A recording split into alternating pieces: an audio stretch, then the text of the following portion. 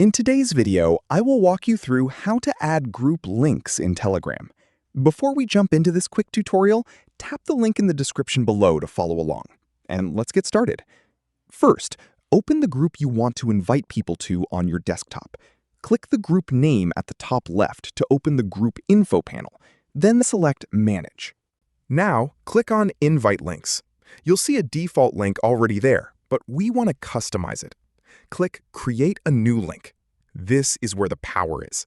You can set an expiration date so the link dies automatically, or set a usage limit if you only want a specific number of people to join. Most importantly, toggle on Request Admin Approval if you want to vet every new member before they get in. This is the absolute best way to keep spam bots out of your community. Once your link is configured, tap the Create button. Once done, you can then click the three dots next to it to copy it, or just click Get QR Code. Get a handy QR code, which looks super professional on flyers or presentations. Paste this link into your website, your email signature, or your social media bios. And that's it! No more manual invites, just total control over your community growth.